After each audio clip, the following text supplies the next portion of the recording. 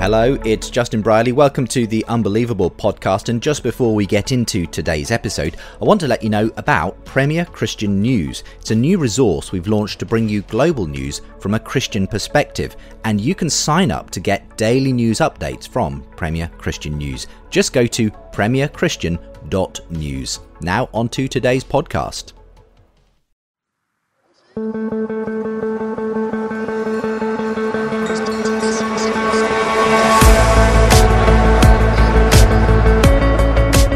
You're listening to Unbelievable with Justin Brierley. Hello and welcome to this week's Classic Replay. It's Justin here to introduce today's show from the archive. Is belief in the supernatural inherent from birth? Is Christianity a psychological crutch or a path to emotional wholeness? Is God belief simply a result of evolution? Would it make belief untrue if it were? Well, these and more questions get discussed in today's show on the psychology of religion, featuring atheist psychological therapist Martin Frame and Christian tutor of psychology of religion, Reverend Dr. Joanna Collicutt-McGrath, in a show that was first broadcast in July 2010. So thanks for tuning in, and don't forget you can find many more shows from the Unbelievable podcast archive at premierchristianradio.com/unbelievable. You're unbelievable. We're asking the question on the programme today, is religion a trick of the mind? And in for a friendly chat, really, on the discussion panel today, my two guests are Martin Frame. He's a psychological therapist, an atheist from Glasgow. We'll hear some of his background shortly. Also, Joanna Collicutt, who's a senior lecturer in psychology at Heathrop College in London.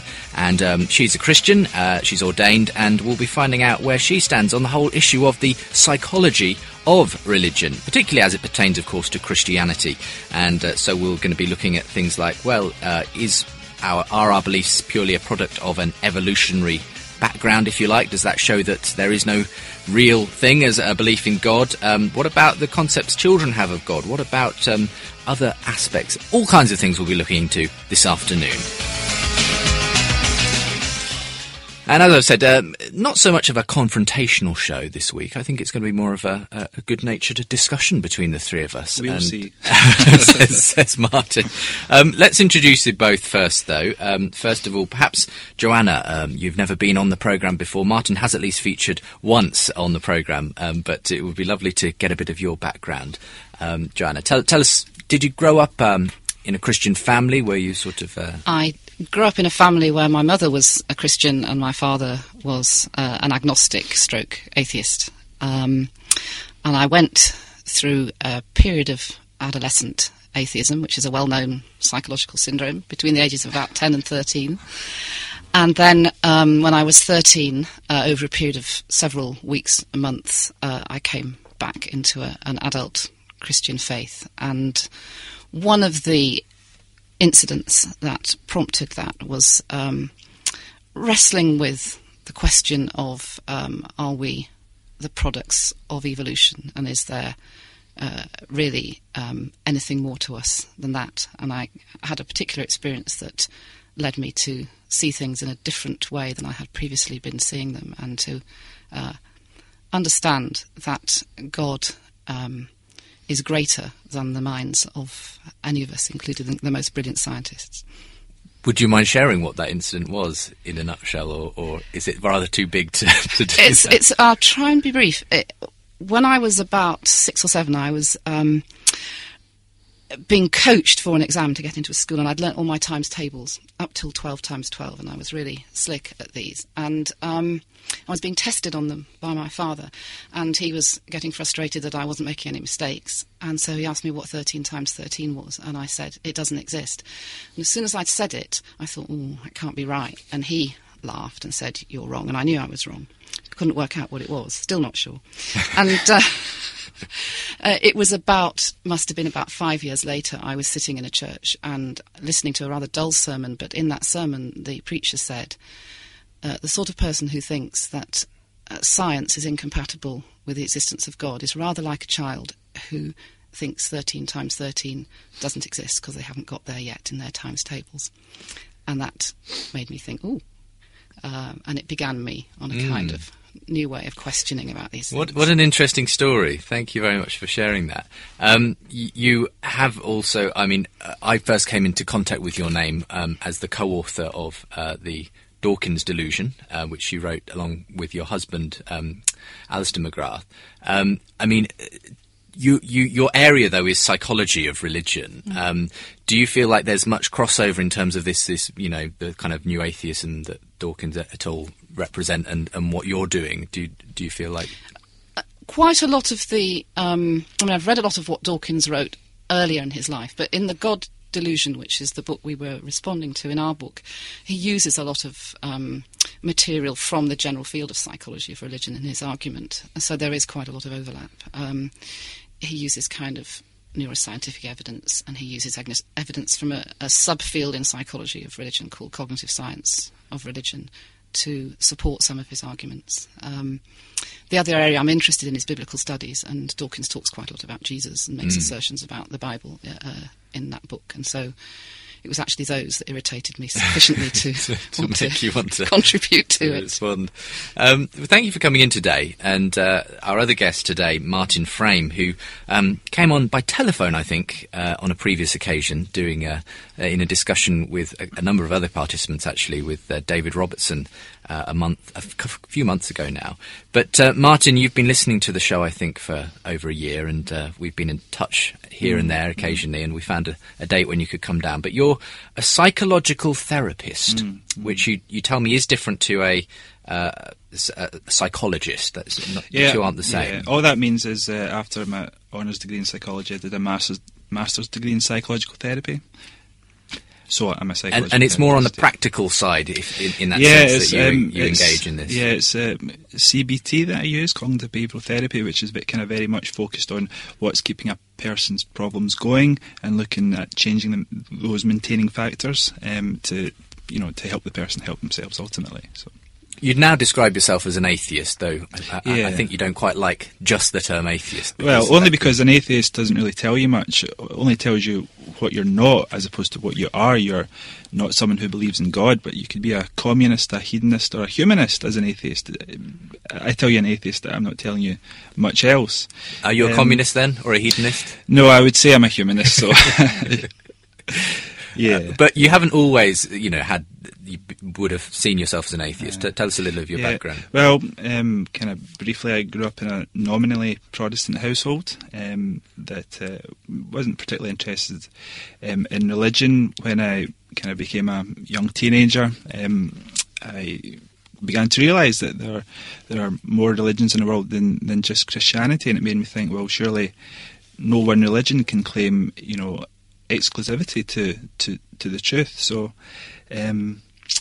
I was of the opinion that all religions must be saying something true about the kind of big questions about why we're here and the nature of God and so on. In my later teenage years, I became really interested in kind of New Age spirituality, which again teaches that all religions ultimately have the same source and convey the same sort of message. And then, when I was about 20 years old, I came across the Baha'i Faith. And the Baha'i Faith teaches that all religions come from God, have the same purpose for humanity. Each divine revelation is conferred to humanity in accordance with the requirements of the age. And I thought, well, this is what I already believe. So it didn't take me long to embrace the Baha'i Faith. I suppose shortly after, I kind of recognised some problems with the Baha'i Faith that for many years I was able to somehow rationalise or pretend did not exist. So, for instance, the Baha'i Faith teaches in the harmony of science and religion, yet accepts miracles, and I think these two positions are incompatible. Later on, I returned to university to do a second degree in psychology, which I think set the foundations for my future non-belief. When you study psychology, you kind of learn the extent to which we have the capacity to deceive ourselves, and I began to question, what my beliefs were and why I held them and so on. And then the God Delusion came out. And I intended to read it, but before I read the God Delusion, I read the Dawkins Delusion. I guess, to try to inoculate myself against what Richard Dawkins' arguments might be, and I wanted to make sure that, after reading The God Delusion, I didn't become an atheist. So I read the Dawkins Delusion, and I thought it was fine. I suppose maybe it had less impact on me because I wasn't a Christian, perhaps. But before I got round to reading The God Delusion, I read Sam Harris' The End of Faith, which was the end of my faith after Reading closing that book. That was it. I couldn't, kind of rationalise the difficulties that I had with the Baha'i faith any longer. I began to see that this idea that, which Sam Harris talks about in his book, in which the Baha'i faith teaches that, God, there's a supernatural God that answers prayers, performs miracles, occasionally writes holy books and so on. I thought, no, that's just naive. I can't accept this anymore. And that, with the problems I had with the Baha'i faith anyway, I thought, no, can't do this anymore, and ultimately embraced a naturalistic and secular humanist worldview. Have you run into that book yourself, No, Joanna? The End of Faith. I think it's been more popular, in America than over here. But certainly, I think Sam Harris is someone, a neuroscientist, or deals in neuroscience, and so hence there is an overlap with the whole area of psychology of religion, etc. Yeah, I think he's a philosopher. I think he's done a PhD in neuroscience, but his undergraduate was in philosophy. So, his arguments are more philosophical than encroaching on psychology and so on. Just wanted to add that as a piece of information, in a previous life, before I was a psychologist of religion, I was a clinical psychologist and I was a cognitive therapist. So oh, right. So we have quite a lot in common there too. Yeah. I'm sure you'll also, share. You won't disagree profoundly on many things today, but I think it'll be interesting. It'll be interesting to see what you do disagree on, where there are areas of agreement. During the course of today, I'd like us to sort of talk about the whole aspect of whether, we are in some sense biased to be religious by our background, and whether that suggests therefore that belief in God is in some sense not true or is invalidated by that. I think very often when people do say, well, you can trace back belief in God to these kinds of things in our evolutionary past, that they believe that therefore that disproves that these beliefs are true. I suppose, though, that wouldn't necessarily be the case. It doesn't necessarily follow that the beliefs are therefore untrue because you can show a pathway for how someone arrived at those beliefs. But either way, I'm sure we'll have a good discussion on all kinds of areas.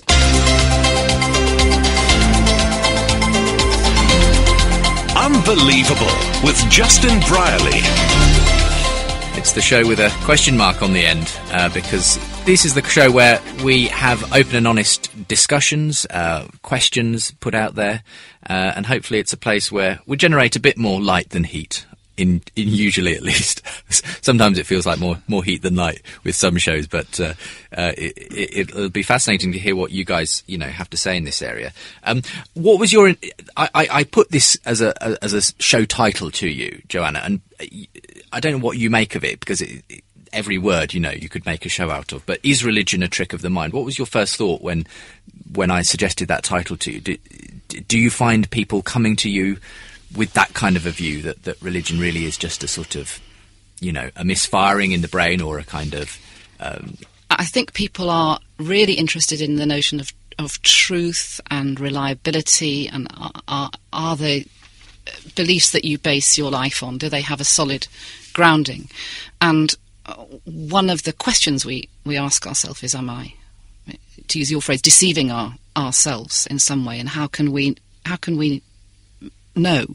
And so yes, that is the kind of question people come with. I might not have used the term religion actually as of choice, because I think a lot of what we may talk about today may refer to religion and religious beliefs, and I think there's an argument for saying that the Christian gospel in particular, but actually a whole load of notions of the divine and the transcendent, may not map easily onto the phenomenon of religion, which is something perhaps a little separate. So religion would be the bit that I would perhaps query most. But trick is quite nice, and we are talking about the mind. We're both psychologists, so... Yeah, I mean, obviously you talked, in this whole area, you come across writings that would suggest that people have a propensity to believe certain things. I mean, do you think that if you like, there is some kind of innate, if you like, predisposition to believe in the supernatural, to give a supernatural explanation for things? I think on balance, yes. On balance, yes. That's a big term again, the supernatural, but there's evidence to suggest that people seem to have a tendency to make explanations of events that involve agents. It's much easier and more natural for us to say that, our computer's in a bad mood today, or it's playing up, or the photocopier's got something against us.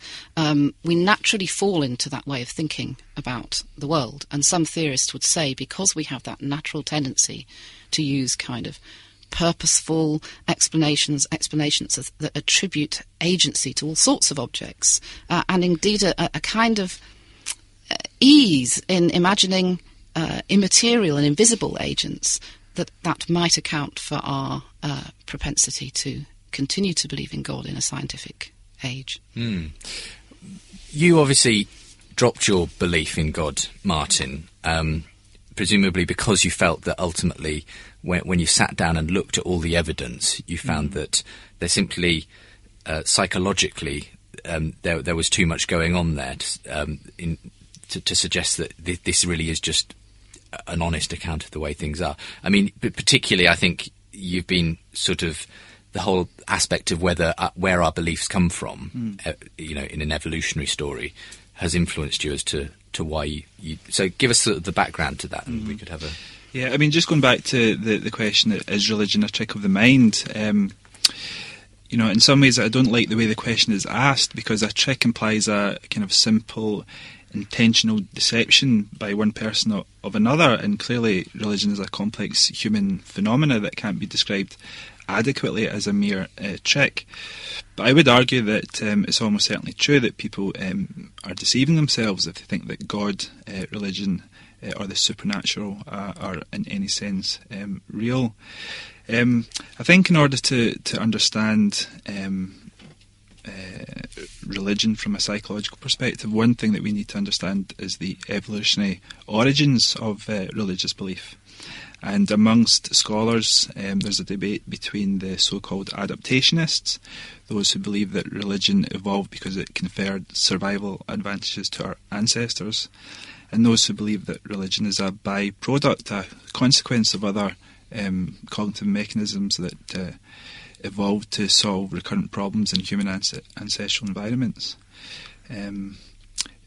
Joanna touched on one there, the idea of agent detection, which is our kind of natural proclivity to impute agency. Agent detection means assuming the presence of another creature with intentional or volitional behaviour, and that seems quite natural, and has that seems to be an example of why religion is a byproduct. So the idea is that our evolutionary ancestors on the African savannah, if they heard a rustle in a nearby bush, they had to ask, well, is it a predator about to pounce, a malicious enemy, an evil disembodied spirit, or just the wind? If you assume that it's the wind when it's a predator about to pounce, then you're less likely to survive to become our ancestors. But if you assume that it's an agent of some description, even if it's the wind, then that allows you to escape just in case. And so this seems to be a kind of natural aspect to our human psychology. And for you, the fact that you could get to a kind of evolutionary explanation of why we're inclined to believe, for you suggests that, well, there really actually is nothing out there. What we have as beliefs is really just a fact of our makeup. What we have, I think, I mean, this is the way I see it, that we have kind of naturalistic evolutionary explanations for the emergence of religious belief. So so full stop. That there's no reason to invoke God. It doesn't rule out God absolutely, of course not. But I don't think anything ever can. But on the balance, if you like, it's a tick against belief in that sense. If you're looking at a kind of, collective kind of evidence for and against whether belief is true, this would score against belief. Yeah, I mean, when it comes to kind of considering religion as a byproduct, so we've got a natural tendency to impute agency to different things. It would seem an odd way for God to create the religious impulse in man merely as a byproduct. Sure. That doesn't seem that there's intention behind that. I'll ask Joanne, what do you make of this whole area? I mean, are you fairly convinced by these sort of naturalistic explanations of where religious belief comes from? Do you find the theories sort of compelling, or no? I think there's lots of interesting and intriguing ideas, and we've mentioned some of them that are based on general observation and on some quite specific kind of experimental research, which suggests that people have certain proclivities to think in certain ways. And you can then make a story up about that as to how those things may have come into being given evolutionary pressures on the species, and we've just heard one of those stories. And it's a fairly plausible story, and it's an interesting story, and it's worth pausing and thinking about it. Nevertheless, it is still a story, among other stories about why we are perhaps the way we are. So I'm not utterly convinced. And, as Martin has said, there are several theories that are in debate with each other within that kind of evolutionary camp. Lots more research needs to be done. A lot of the findings on, for instance, our propensity to detect agents haven't been replicated systematically across cultures or across experimental groups. So we need to do lots more research, but the ideas are interesting, but I don't think we can be conclusive about them yet. So that's the first thing. I guess the second thing for me, though, is there's a very big jump from having certain propensities in one's thinking. So the propensity to see purpose in events or to see design in objects. I think there's a very big jump from there to full-blown individual faith in God and indeed full-blown religious traditions. There's a lot more to be said about these things. So the evolutionary stuff may shed a little tiny bit of light, but I don't think it's a full explanation. And I don't think, even if it were a full explanation, it would necessarily rule out the truth claims of religion. I suppose that's the thing. I've sometimes heard people say to suggest that by explaining where a belief comes from makes that belief, you can therefore show that belief's not true. That's sort of a genetic fallacy, to show where something comes from does not therefore make that belief claim untrue. Even if, you might have arrived at a true belief, even by a completely circuitous route that in no way kind of really, but that doesn't change the fact that thing might still be true nonetheless. Yeah. I mean, from your point of view, if we granted, Martin, that these stories of how belief came to arise biologically were true, would that count against belief in God, as I'm sensing Martin is edging towards, that on the overall score sheet, it's another kind of tick in the kind of belief is just is not a rational thing. I think what you're saying, Martin, is actually quite focused on the idea that naturalistic explanations that rule God out of the picture, really, if I've understood that right.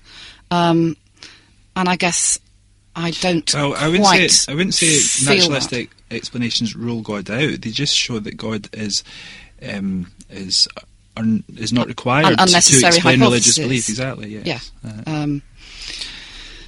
If you had could give a full naturalistic account of all religious experience, belief, behaviour, culture, which, as a matter of fact, we don't have. But if we did have, our difference would be that I would just be saying, well, this is the way God did it. Yeah, this is interesting. Well, yeah. Or not even this is the way God did it, but this is how we got where we got. Yeah. Yeah, I mean, okay, we're talking about the psychology of religious belief, okay, and the kind of the stories, as you put it, as to why we have this tendency. So let's take the idea of the theory of mind, okay. So theory of mind refers to our ability to attribute minds to other people and infer mental states that differ from one's own, okay. It's called a theory because we can't directly observe the minds of other people, but must infer them from their behaviour. So just to boil that down, I can tell that you're not happy if you're acting in a kind of grumpy way and not smiling. I'm not that grumpy. Not the smile. Oh no, not at all. I wasn't referring to you, Martin, but yes, exactly. The sense that we can infer that someone else has the same types of thing going on in their head as we have in ours. So related to this, Paul Bloom, psychologist, describes human beings as natural-born dualists because we instinctively separate the body, which we can both see and feel, from the mind, which we can neither see nor feel. So it's a short step from attributing minds which you can't see to the next step, positing non-material minds that don't have to be attached to bodies, and from there to immaterial souls, and then supernatural God or gods. So it seems to be a kind of natural progression out of kind of what we start with to kind of just extrapolating. It's a consequence, a byproduct. We believe in supernatural agencies as a byproduct of our theory of mind abilities. We're going to come back. I'll come back to you for that in a moment, Joanna, but we're going to take a quick break. You're listening to a discussion this afternoon on the psychology of religion, and we're asking, to boil it down to a very simple kind of question, is religion a trick of the mind? And we're expounding on that and asking things like, where do our beliefs come from? Is there just a sort of evolutionary explanation for why we believe certain things? Or is there more to it than that? We'll look at the concept of whether, children's, if you like, innate belief in agency and supernatural explanations may have anything to shed on this. Is Christianity in some sense a psychological crutch because humans need to feel better about themselves? These are the sorts of issues we'll be looking at in the rest of today's programme.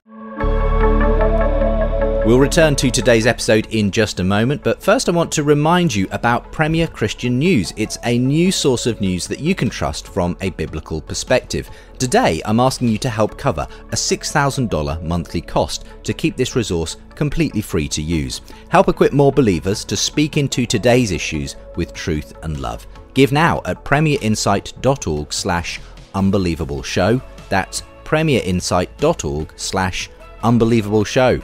Now back to the podcast. So do hope you can join us on the other side of a short break here on the programme that gets Christians and non-Christians talking. Unbelievable. Just in the last section there, Joanna, Martin was suggesting that essentially we what were you suggesting again, Martin? It's gone out of my head now. But you were essentially getting about the theory of mind. And how that these are the kind of intelligent things we discuss on this show. But Yeah.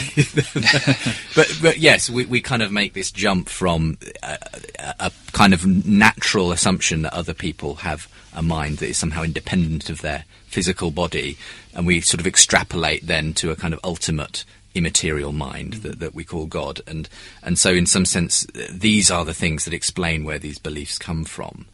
Again, is that a plausible explanation? Does it make any difference to whether God exists or not for you, Joanna? To me, it doesn't make any difference as to whether God exists, but I do think it informs a lot of the kind of recurrent beliefs that you get within religious traditions, especially within Western Christianity, and how easily those aspects of the Christian tradition are received by people.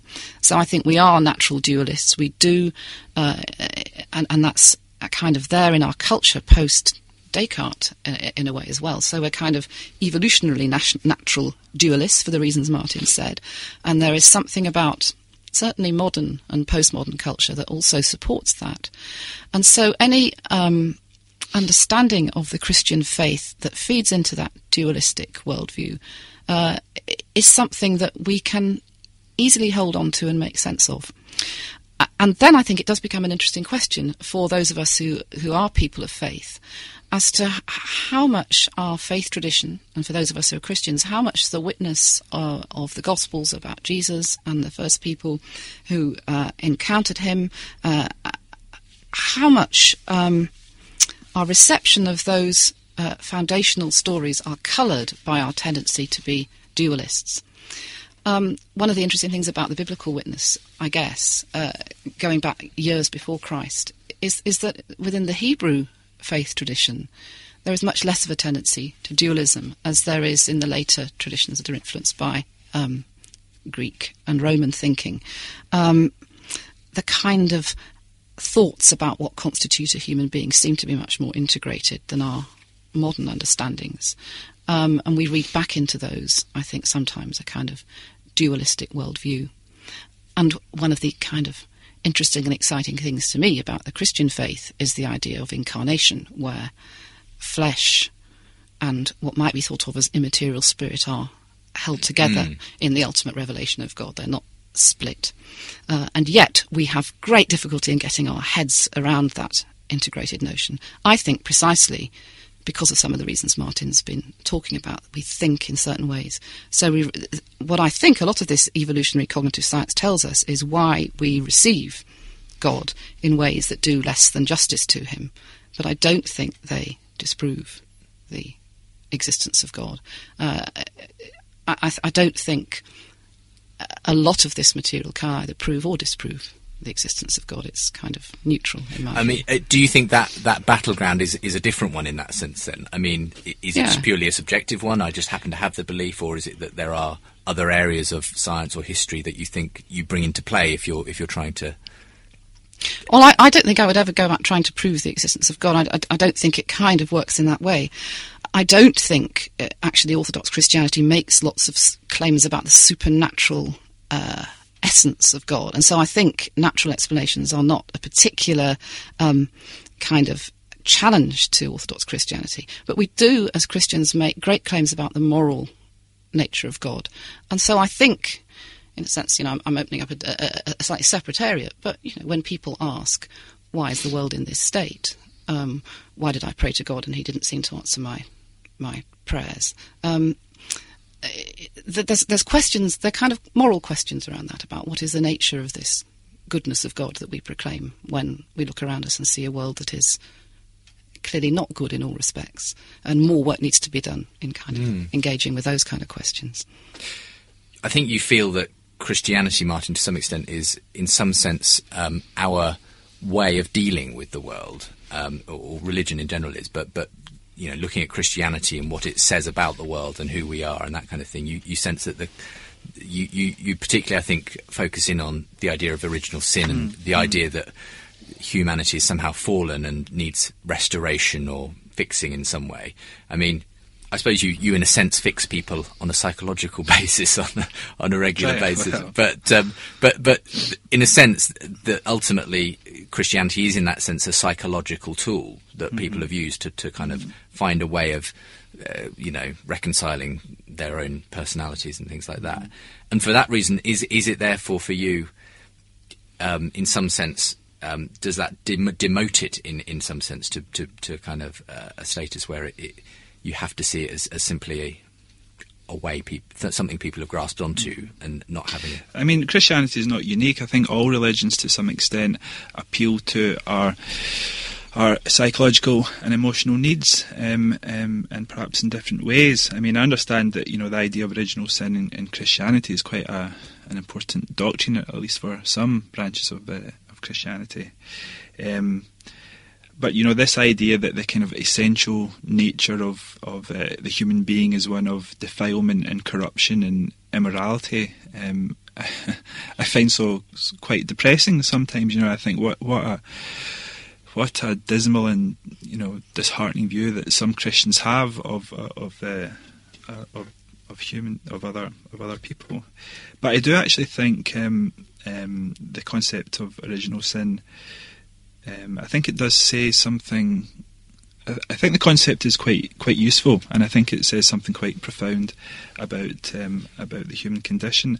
I mean, we all, to a certain extent, carry within us feelings of inadequacy, a sense of sort of brokenness that we're somehow in need of healing of some kind.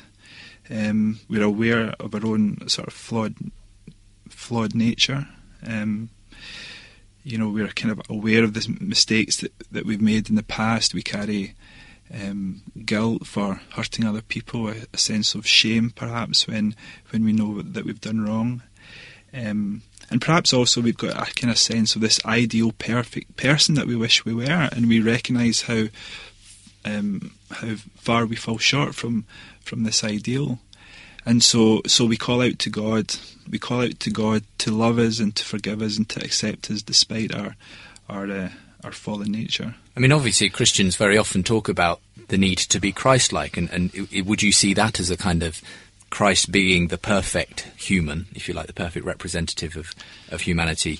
That is, in some sense, another psychological aspect of Christianity, that we do have a model that we can aspire to, in some sense. Yeah, I mean, I don't know if I can speak for other Christians. As I wouldn't want to try to do that. Do Christians see Christ as a role model to which he's the sort of exemplar of how to live our lives? Is that true? Well, I don't know, but I mean, the way I can understand original sin is that we have a sense of brokenness within ourselves, that we're somehow inadequate, but we want to be loved and accepted nevertheless, and so we call out to God. We call out to God to love us and to forgive us and to accept us despite our and I fallen think it's nature. probably fair to say that the vast majority of people who do come to faith in some sense are not necessarily coming to faith because they've been convinced by a historical and philosophical argument. It's because there is, in a sense, some kind of need that they find is fulfilled at the moment they accept Christ.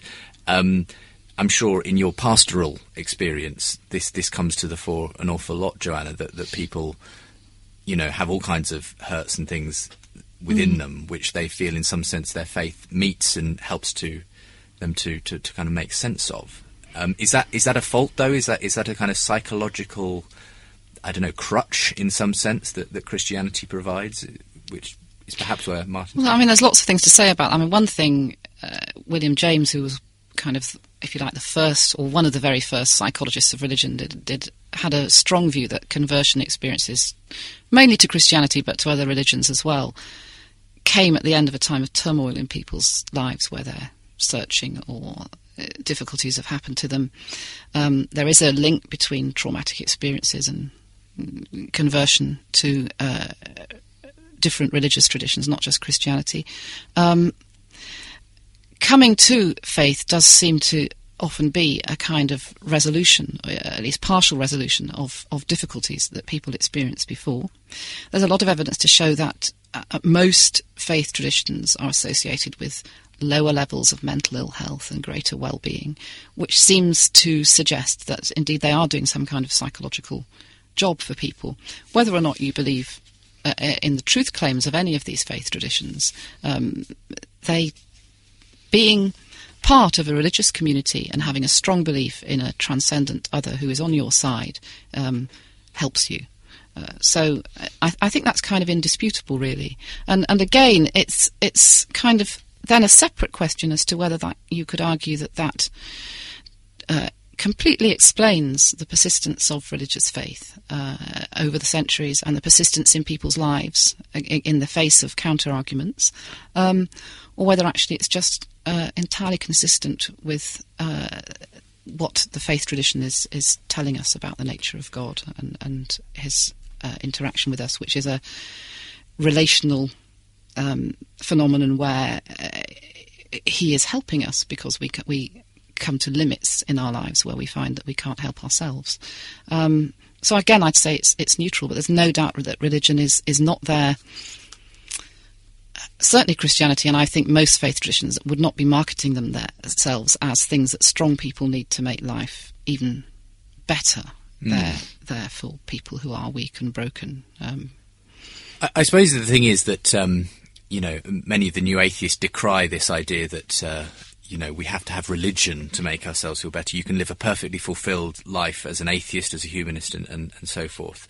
But for me, I have to confess, and it could well just be my bias, I'm a Christian, and that is bound to influence the way I see things. But I just wonder whether there is a bit of a psychological aversion in many people to the idea of atheism because of what it entails. It does entail that we are just here for a short moment and then gone. There's no kind of ultimate meaning in that sense. You might say, well, in some bigger sense, there's some kind of ultimate meaning. But whereas Christianity says you are actually of significance, there is a God who intentioned you, who created you, etc. I mean, psychologically, that's in a sense a more positive psychological thing to believe about the universe than I think significance is a really key term there, actually. That I think people do look for personal significance, and certainly Christianity, or the way Christianity is often received by people, is that it does offer you great significance as an individual.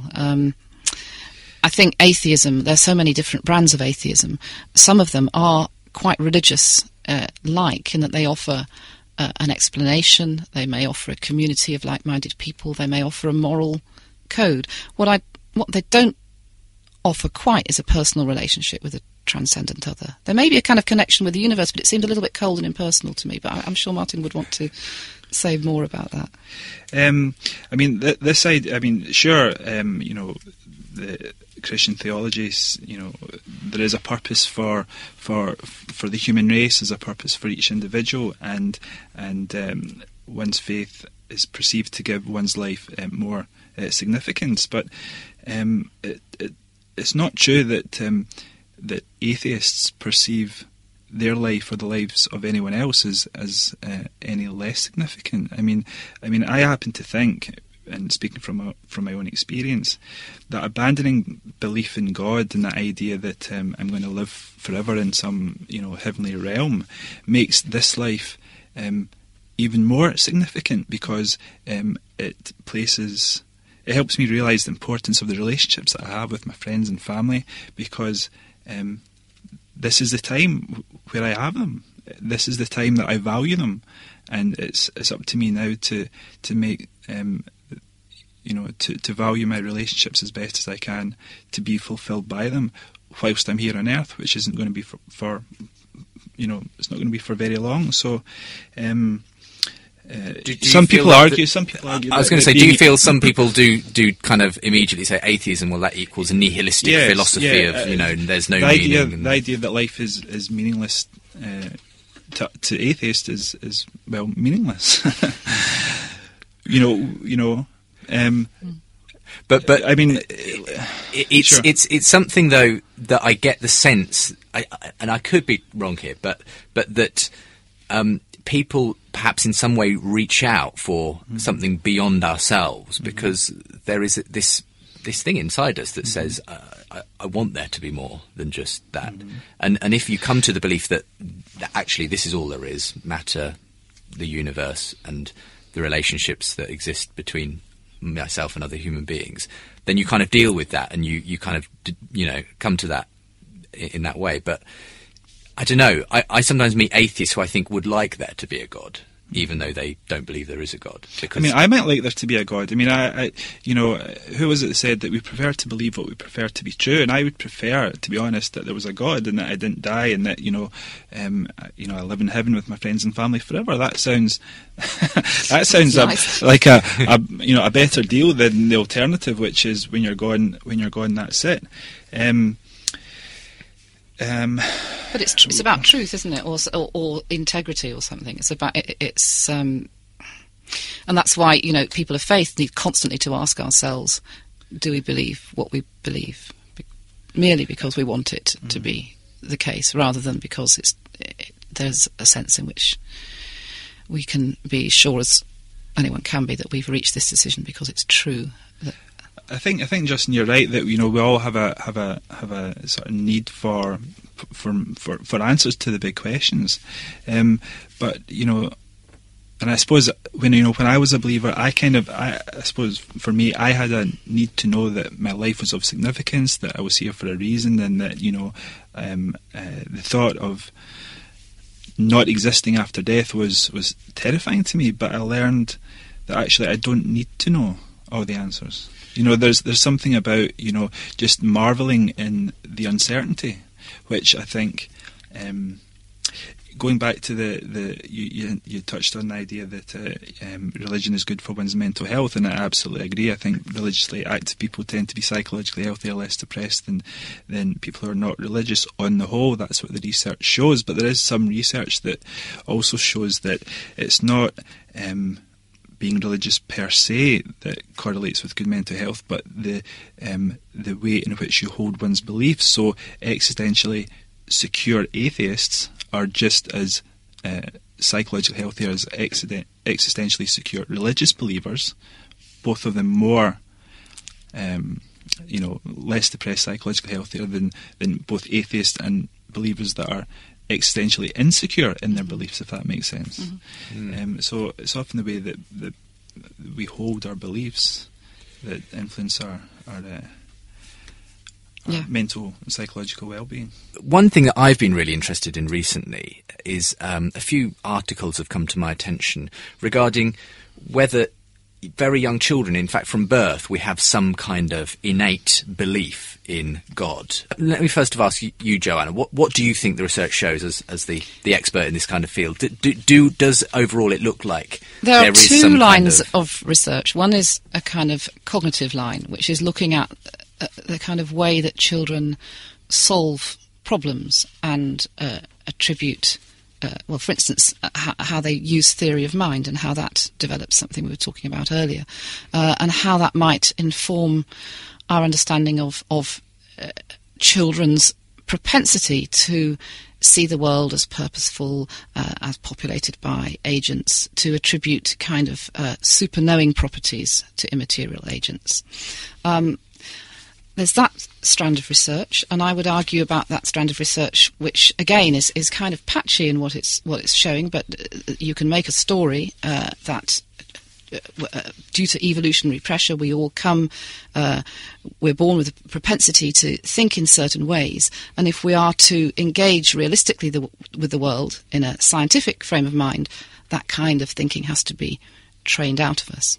Now, there was a very influential paper, because it was entitled "Are Children Intuitive Theists?" I think, which kind of made the jump from the description of these ways in which children think, and which we all seem naturally to have a propensity to think, from that to theism, which is quite a different kind of phenomenon, I would say. There's a big kind of jump there.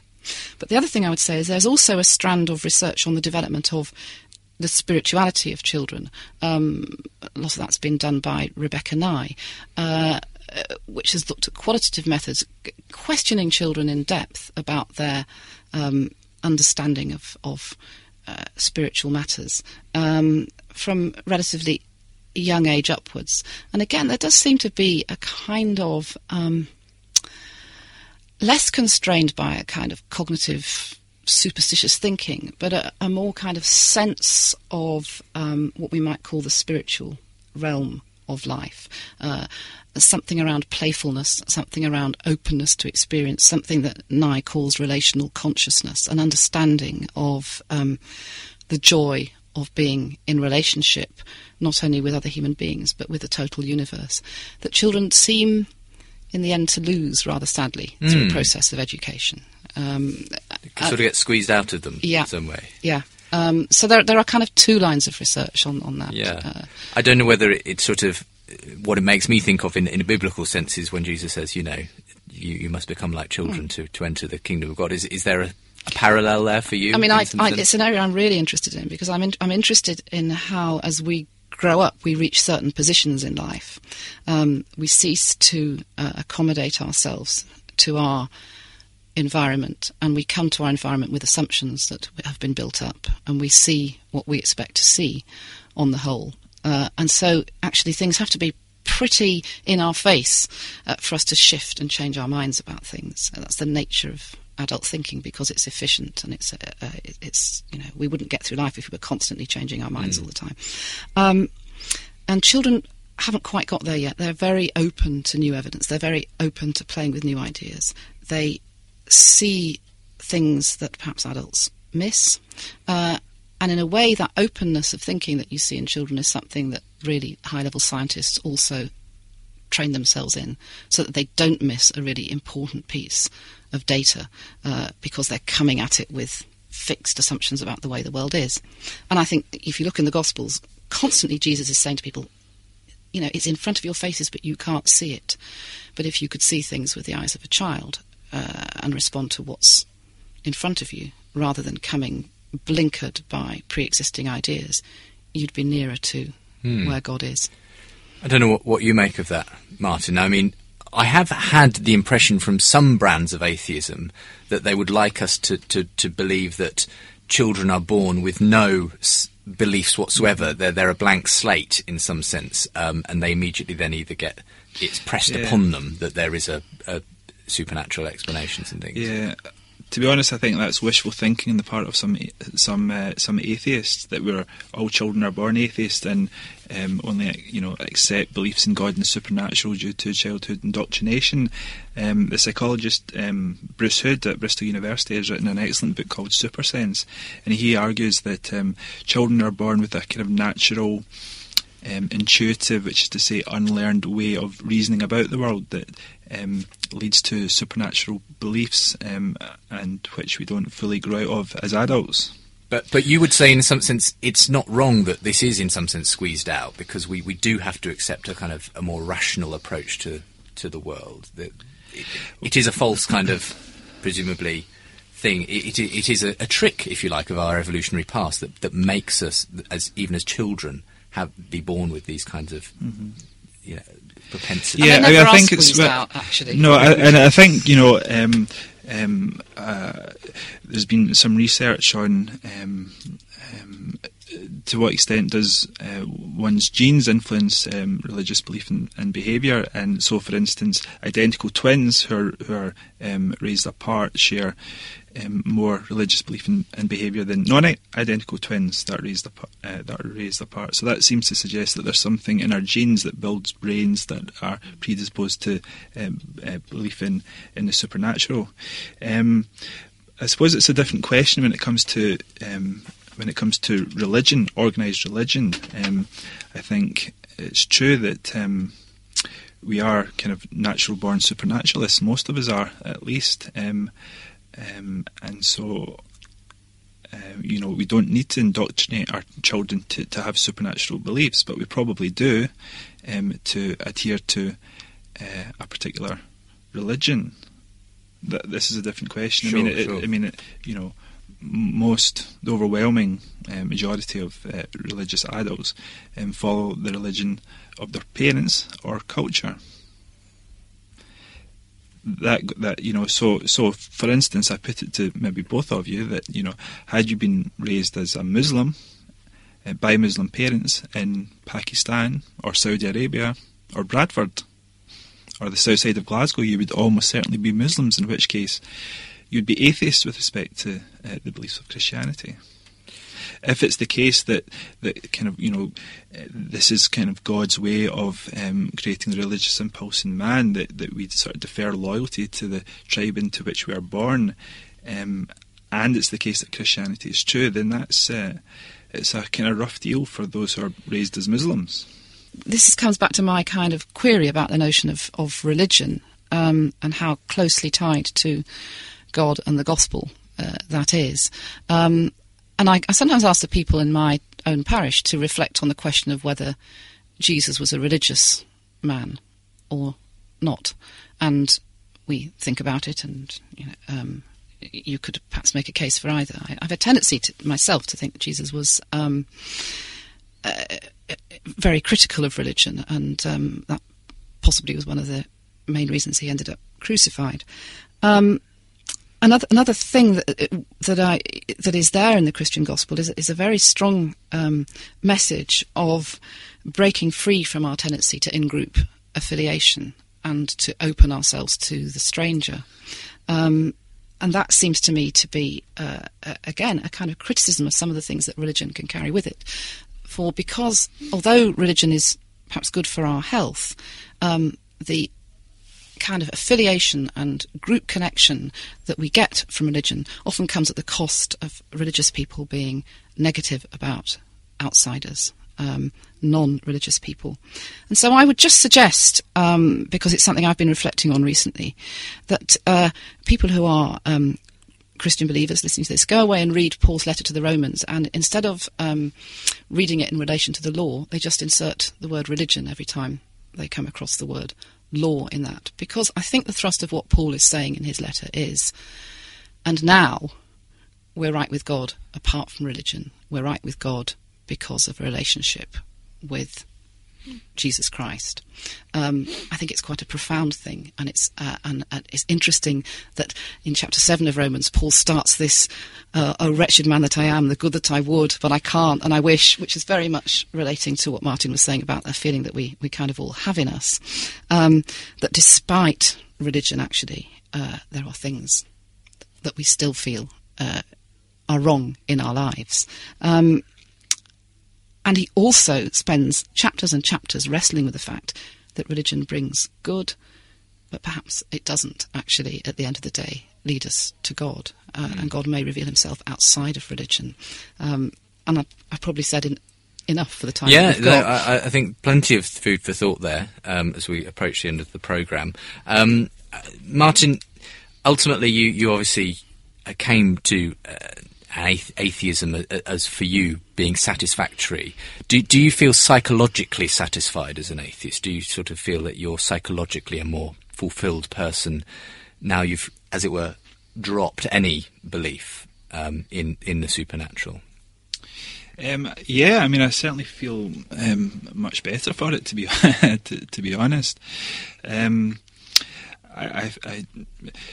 You know, if it's the case that Christianity is true, I'll come back to this point, then it must be the case that all other religions are false, and that is the same for any other religion as well. So, you know, regardless of the faith that you follow, you should presume that you're wrong, because it's far more likely that any other religion that you don't follow, and there are many more, is far more likely from a statistical point of view that another religion is true. As an atheist, so I just obviously you believe all of them are wrong, though. I just feel more convinced that I'm not deceiving myself. I don't think all Christians would say that other religions are wrong. I mean, some might, but I think many would say there are common truths in all religions. Some Christians might, but I'm not sure if you'll find any Christian theology that says that. Oh.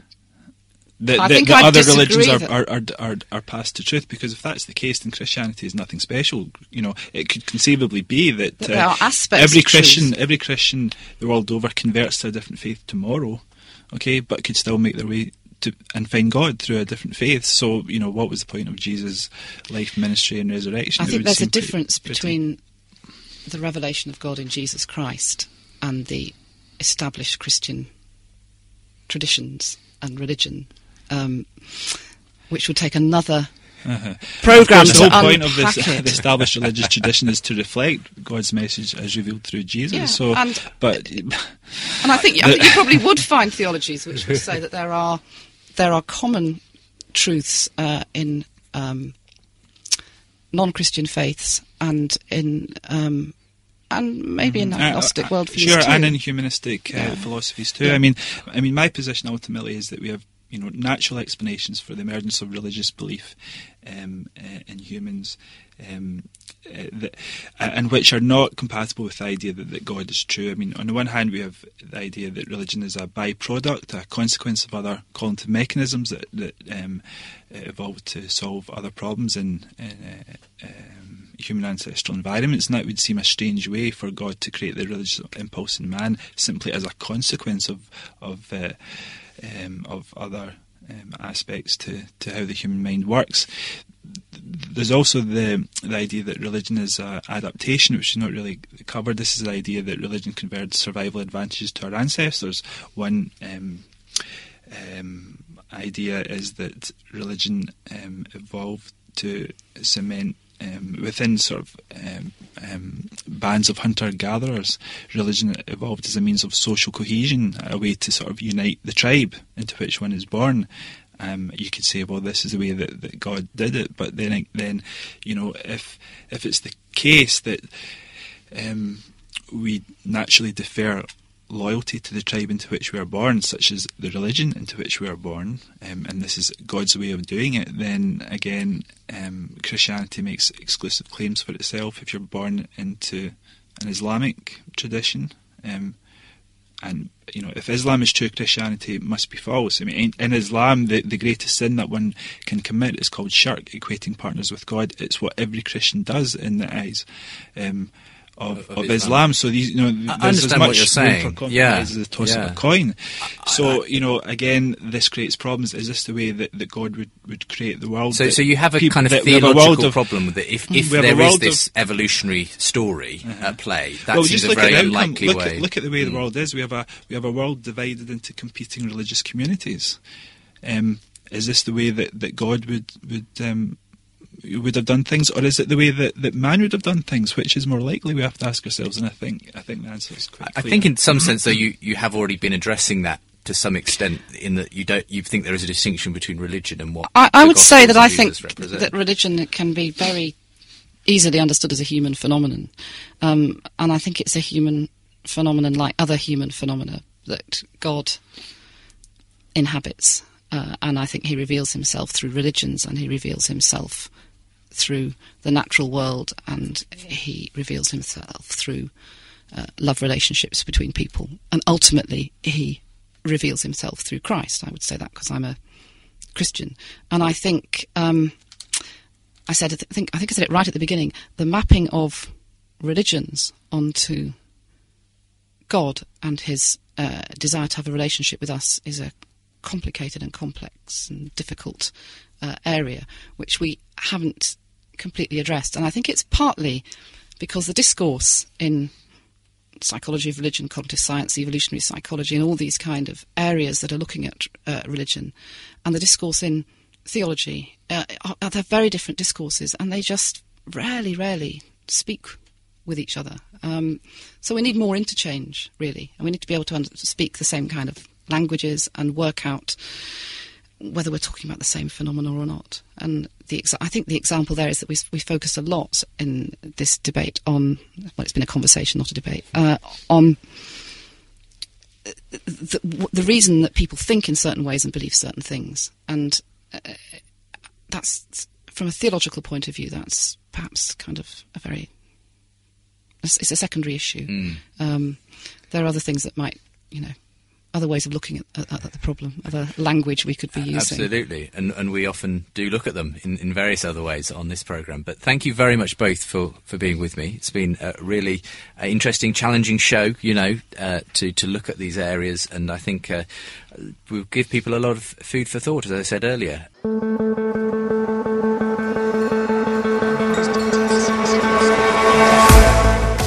Thanks again for listening to this week's Classic Replay. Hope that you enjoyed it, and you can find links to our newsletter, YouTube channel, the ways to give, and our archive of past shows at premierchristianradio.com/unbelievable.